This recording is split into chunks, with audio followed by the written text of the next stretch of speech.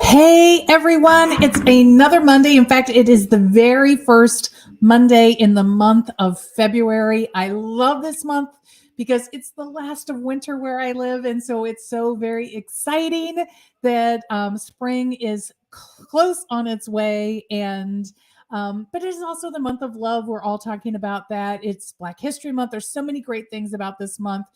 But I've decided to do something different with the Show Up Positive movement for the month of February.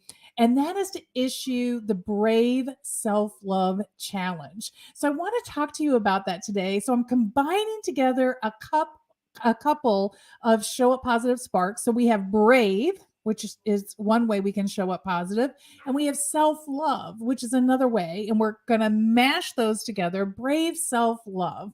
So, why am I talking about brave self love?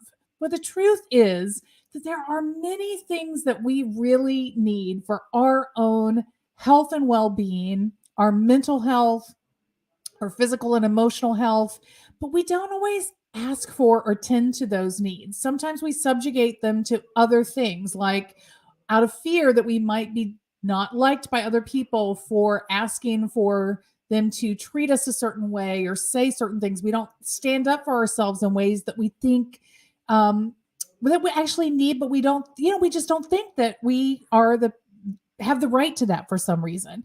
And we talk ourselves out of that. We let the fear conversation in the back of our head, oh, if I ask somebody for that, then they're going to think lesser of me, whatever it might be.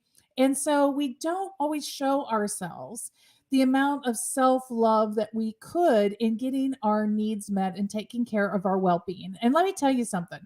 I could write a whole book about all the ways that I have failed myself in this way when I have not had the bravery to ask for what I need. And so I'm going to take from my own stories and my own situation to share with you, but I'm asking you to join me on this journey this week.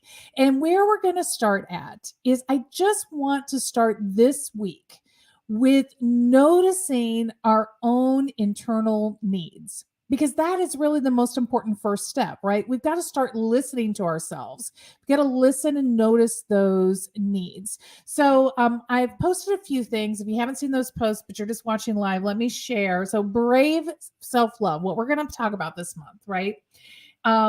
This is things like speaking up for yourself, asking for what you need, prioritizing yourself, saying the word no sometimes, because everything that you say yes to becomes a no to something else. So knowing which things you really want to say no to and sticking to your guns is important.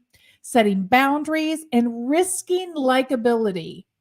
We've got to risk likability to really do what is right for us, for the situation, for others. And so this is what I'm encouraging you and inviting you to do with me, is just one step closer, one step deeper into brave self-love. And if you're listening in replay or you're listening with me live and this is resonating with you, hop in the comments and say yes to brave self-love. Please share this on your social with others. So we're going to focus on noticing our own internal voice. Then I'm going to try to give some other additional prompts and posts throughout the week to help you with this.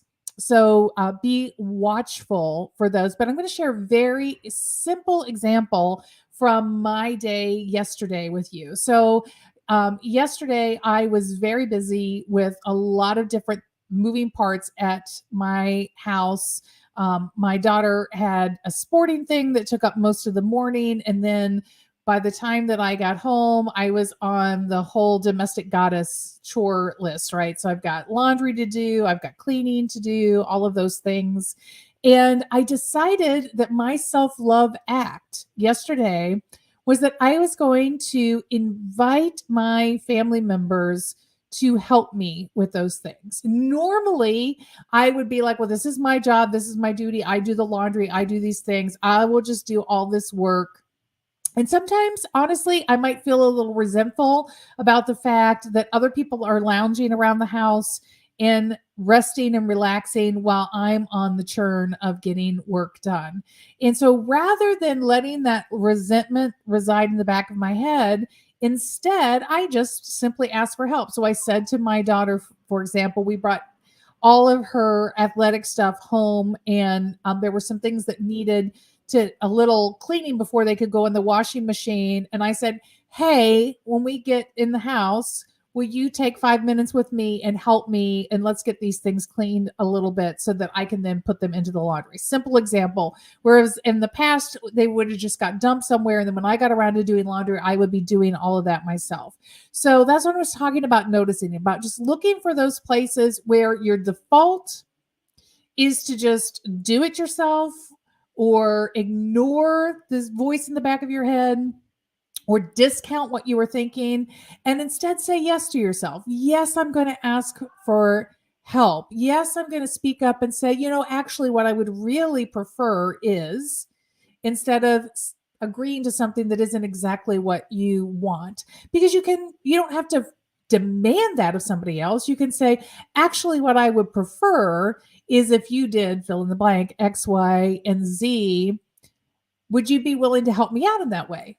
You can always give them a chance to say yes or no. And I think what we're going to be surprised about is how many yeses we receive when we simply ask. So I want you guys to keep me honest. I want you to tally your score and let me know. If you start listening, and this week, you don't have to practice speaking up, just noticing the places where you could. And if, like me, you're willing to just jump in with 2 feet and try, please jump in with 2 feet and try. And asking for what you want or you need, engaging with somebody else in a different way than what your normal way would be, especially when you notice that you hold a little bit of resentment around the fact that you are not advocating for what you really want or need, or it's something that sort of leaves you feeling embittered or unhappy or dissatisfied.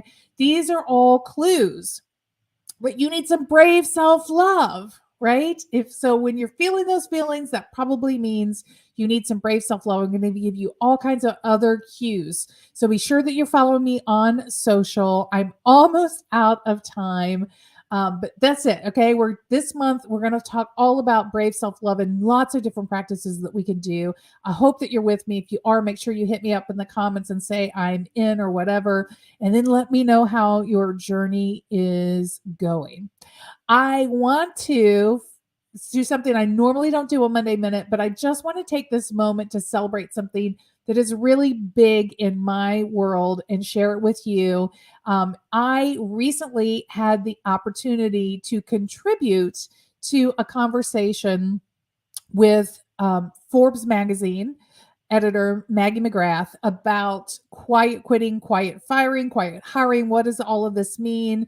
And sort of where are we? And I hope that you will go check that out and leave a comment or review. It was such an honor to be invited by such a prestigious leader of business news and information to contribute to this conversation. So I hope you'll celebrate with me. I hope that you'll check it out. You can find it if you just troll back through my social, or if you look up, because Maggie McGrath is somebody worthy of knowing. If you look up Maggie McGrath and quiet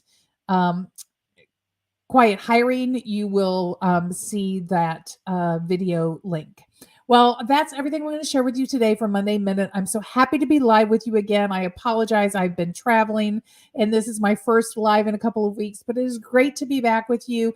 We are going to do brave self-love together. I can't wait to hear your stories. Thanks again, and I will see you next Monday, same time. Have a good one. Bye.